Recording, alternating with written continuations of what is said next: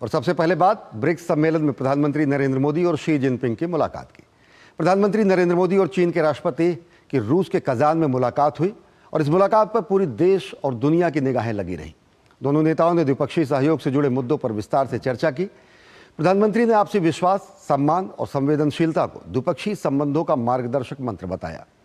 बैठक के दौरान सीमा विवाद को सुलझाने संबंधी हालिया प्रगति पर संतोष जताया गया। साथ ही रिश्तों के विस्तार और मजबूती की प्रतिबद्धता भी दोहराई गई। कजान में प्रधानमंत्री नरेंद्र मोदी और चीन के राष्ट्रपति शी जिनपिंग की द्विपक्षीय मुलाकात रिश्तों पर जमी बर्फ के पिघलने के संकेत हैं। साल 2020 पूर्वी लद्दाख में एलएसी पर गलवान में सैन्य झड़प के बाद से दोनों देशों के रिश्तों में काफी दरार आ गई थी। उसके बाद शीर्ष नेतृत्व स्तर पर कोई बातचीत गुजरे 5 साल में नहीं हुई। यह पहला मौका रहा जब दोनों नेता आमने सामने रहे। प्रधानमंत्री मोदी ने कहा कि सीमा पर शांति स्थिरता बनाए रखना प्राथमिकता होनी चाहिए। वहीं चीन के राष्ट्रपति ने भी माना कि संवाद और सहयोग के जरिए ही मतभेदों को दूर करना चाहिए। सीमा पर शांति और स्थिरता बनाए रखना हमारी प्राथमिकता रहनी चाहिए। म्यूचुअल ट्रस्ट, म्यूचुअल रिस्पेक्ट और म्यूचुअल सेंसिटिविटी हमारे संबंधों का आधार बने रहना चाहिए। It's important for both sides to have more communication and cooperation, properly handle differences and disagreements, and to facilitate each other's pursuit of development aspirations. वैश्विक संघर्षों से घिरी दुनिया के बीच एशिया के 2 बड़े शक्तिशाली देशों के आपसी रिश्तों को लेकर नरमी के संकेत नई उम्मीद जगा रहे हैं। भारत चीन के सहज होते रिश्ते दुनिया के आर्थिक विकास और वैश्विक सप्लाई चेन पर सकारात्मक प्रभाव डालेंगे। भारत और चीन के संबंधों का महत्व केवल हमारे लोगों के लिए ही नहीं, लेकिन वैश्विक शांति, स्थिरता और प्रगति के लिए भी हमारे संबंध बहुत अहम है। प्रधानमंत्री नरेंद्र मोदी और राष्ट्रपति शी जिनपिंग की मुलाकात वैश्विक व्यापार, आर्थिक लोकतंत्र के विविधीकरण और भू राजनीतिक घटनाओं के लिहाज से भी प्रभावशाली मानी जा रही है। कजान से आरेंद्र के साथ ब्यूरो रिपोर्ट, डीडी न्यूज। तो कजान में हुई मुलाकात शी जिनपिंग की और प्रधानमंत्री नरेंद्र मोदी की। क्या इस मुलाकात के मायने हैं, क्या महत्व रहा प्रधानमंत्री नरेंद्र मोदी की ब्रिक्स यात्रा के, ब्रिक्स शिखर सम्मेलन में हिस्सा लेने की? इसी विषय पर चर्चा के लिए हमारे साथ प्रोफेसर संजय भारद्वाज जी जुड़ रहे हैं, school of international studies JNU से। प्रोफेसर संजय भारद्वाज जी, बहुत बहुत स्वागत है आपका। स्पष्ट शब्दों में शांति, सौहार्द और परस्पर संवेदनशीलता का सम्मान, एक स्पष्ट बहुप्रतीक्षित मुलाकात में बेहद स्पष्ट संदेश पड़ोसी देश को।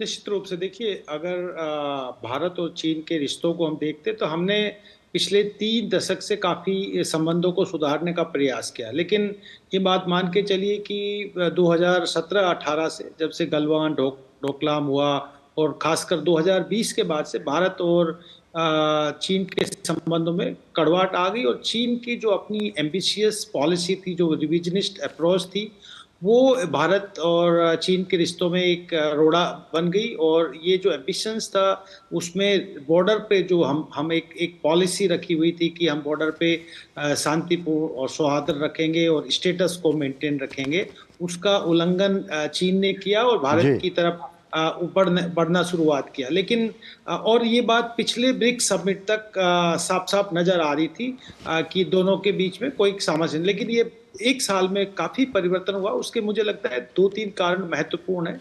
पहला कारण कि जिस तरीके से भारत का जो एक दबदबा अंतर्राष्ट्रीय कम्युनिटी में, समाज में बढ़ा, खासकर G20 के बाद से, वो एक बहुत बड़ा एक मैसेज था कि भारत को कोई देश दुनिया में इग्नोर नहीं कर सकता, पहली बात। दूसरी बात कि भारत के अमेरिका के साथ भी जो 5 फाउंडेशनल एग्रीमेंट हुए, वो भी चीन को एक तरीके से एक संकेत था कि आप अगर हमारे साथ इस तरीके की हरकतें करेंगे तो हम निश्चित रूप से अपनी पॉलिसी को जो स्ट्रेटेजिक ऑटोनॉमी है उसको बरकरार रखने के लिए हम अलायंस करेंगे।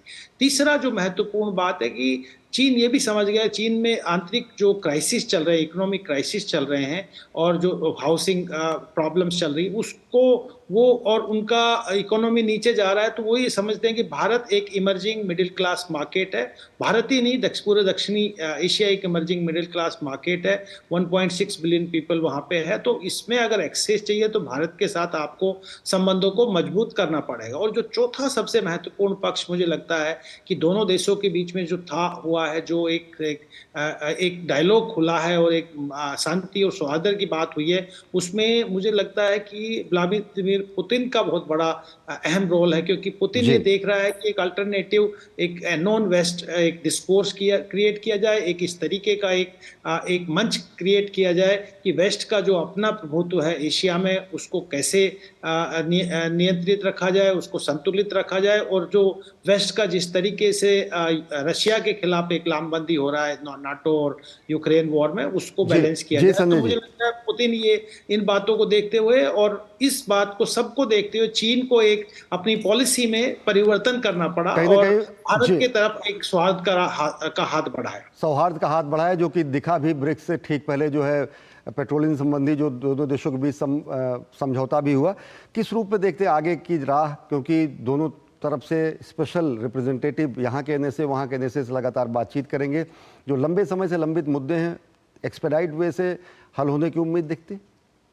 देखिए, ये बात मान के चलिए कि दोनों देशों के बीच मधुर संबंध समय की मांग है, और ये जो ग्लोबल साउथ के जो अपने कंसर्न हैं, जिसको हम ग्लोबल कॉमन्स कहते हैं, चाहे क्लाइमेट चेंज हो, चाहे वो ट्रेड और इन्वेस्टमेंट से संबंधित इशूज हो, WTO में हो, या बाकी जो फूड सिक्योरिटी, एनर्जी सिक्योरिटी का मुद्दा हो, तो ये डिमांड करता है कि भारत और चीन को साथ रहना चाहिए। लेकिन चीन का जो एक ट्रैक रिकॉर्ड है वो बहुत अच्छा नहीं रहता, बहुत अच्छा संकेत देता नहीं है। हमने पंचशील किया, उन्होंने 1962 किया। हमने जब 1988 से संबंधों को एक एंगेजमेंट, इकोनॉमिक और पॉलिटिकल और डिप्लोमेटिक एंगेजमेंट किया, और हमने कहा कि हम बॉर्डर पे स्टेटस को रखेंगे, उन्होंने फिर से ये गलवान, डोकलाम और ये सब हरकतें की। निश्चित रूप से चीन अपने बेल्ट एंड रोड इनिशिएटिव्स के माध्यम से अपना दबदबा बढ़ाना चाहता है, जो कि भारत उस पर स्ट्रॉन्ग ऑब्जेक्शन है, खासकर जो चाइना पाकिस्तान इकोनॉमिक कॉरिडोर है। तो मुझे लगता है अगर चीन इन सब से बाज आएगा और इन सब से भारत के किसी भी संप्रभुता और अखंडता को अगर कोई आंच नहीं पहुंचाएगा, तो दोनों देशों के बीच में संबंध मजबूत होने की पूरी संभावना है। क्योंकि अगर नहीं करेंगे तो ये बात मान के चलिए कि अमेरिका अपना चीन और भारत की जो फूट है उसका फायदा अमेरिका उठाएगा और अपनी इंडो पैसिफिक स्ट्रेटेजी के माध्यम से यहाँ पे एक बहुत स्ट्रांग प्रेजेंस बनाएगा। और ये बात हमने देखने को मिला कि अमेरिका जिस तरीके से बे ऑफ बंगाल में अपनी प्रेजेंस को बढ़ाने का प्रयास कर रहा था, एक संकेत था ये भारत के लिए भी और चीन के लिए भी कि अगर आप लड़ोगे तो कोई तीसरा जो पावर है जो एशिया से बाहर का है वो अपना दबदबा बनाएगा। तो मुझे लगता है ये एक रेशनल आया है और ये आगे भी चलेगा कि दोनों देश मिलके जो ट्रेड का विषय, क्योंकि एक और मुद्दा मैं यहाँ पे एक चीज और जानना चाहेंगे, इशारों में स्पष्ट तरीके से भारत वैश्विक मंचों का किसी निजी हित के लिए कभी उपयोग नहीं करता है, लेकिन स्पष्ट तरीके से स्पष्टवादिता में कहा गया कि आतंकवाद को लेकर दोहरे नजरिए नहीं अपनाए जाने चाहिए और आतंकवाद के खिलाफ एक सामूहिक प्रयास करना चाहिए, क्योंकि एक बड़ी आबादी, तकरीबन 40% आबादी मानवता की ब्रिक्स देशों में है। तो आतंकवाद के नजरिए पर दोनों पड़ोसी मुल्कों को बेहद पारदर्शी संदेश। बिल्कुल, आपने एकदम सही बात कही कि भारत जो एक आतंकवाद से पीड़ित देश है, ग्रसित देश है, और भारत ने ये देखा है कि दुनिया के जो अग्रणी देश हैं वो उनके दोहरे मापदंड है। अमेरिका के आतंकवाद पे दोहरे मापदंड रहे हैं और चीन भी कुछ हद तक जो आतंकवादी जो जिनको भारत ब्लैकलिस्ट कराना चाहता था, जो पाकिस्तान में अपनी एक्टिविटीज करते हैं, उनको हम UN के ब्लैकलिस्ट में डालने की कोशिश करते, चीन वहां पे वीटो करते थे। तो मुझे लगता है कि भारत ने साफ शब्दों में ये बात कह दिया कि हमारा जो आतंकवाद के प्रति जीरो टॉलरेंस की नीति है, हम उसमें कोई कंप्रोमाइज नहीं करेंगे। निश्चित रूप से हमारी भी जरूरत है कि आप हमसे ट्रेड कीजिए, आप यहाँ पे इन्वेस्टमेंट कीजिए, आप भी बिजनेस कीजिए, आप भी अपने जो मानव विकास को आगे बढ़ाइए और देश के विकास को आगे बढ़ाइए, लेकिन हम आतंकवाद और सुरक्षा के मुद्दे पर कहीं पर भी कोई भी समझौता नहीं करेंगे। ये सीधा सीधा प्रधानमंत्री नरेंद्र मोदी ने मैसेज दिया है और ये भी बात कही कि ये सारे मुद्दे डायलॉग और नेगोशिएशन और डिप्लोमेसी के माध्यम से हम रिजॉल्व करेंगे और और निश्चित रूप से मल्टीलेटरलिज्म का जो एक प्लेटफॉर्म ब्रिक्स जैसा तैयार हुआ है, उसमें बाकी जो देश हैं अगर उसमें आते हैं और पार्टिसिपेट करते हैं तो वो भी आगे बढ़ेगा। एक बात और प्रधानमंत्री नरेंद्र मोदी ने बड़ी चतुरता से और बड़ी आसानी से कही कि जो यूएन है, यूएन सिक्योरिटी काउंसिल है, उसको भी एक्सपेंड और उसमें रिफॉर्म करने की जरूरत है, उसको डेमोक्रेटिक बनाने की जरूरत है, उसमें कंसेंसस बेस्ड डिसीजन लेने की जरूरत है। तो भारत जो एक बहुत बड़ा दुनिया के को रिप्रेजेंट करता है और दक्षिणी एशिया और दुनिया उनको भारत की लीडरशिप को एक्सेप्ट करती है, तो भारत का यूएन सिक्योरिटी काउंसिल में प्रतिनिधित्व तो अति आवश्यक है। और ये बात ब्रिक्स के प्लेटफॉर्म से साफ साफ भारत ने कही। कहा। और रूस समेत सभी लगभग देश जो है इस बात का समर्थन भी करते हैं कि विश्व की इतनी बड़ी आबादी और इतनी बड़ी अर्थव्यवस्था का वैश्विक संस्थानों में सम्मानजनक स्थान होना चाहिए। हम चर्चा जारी रखेंगे संजय जी।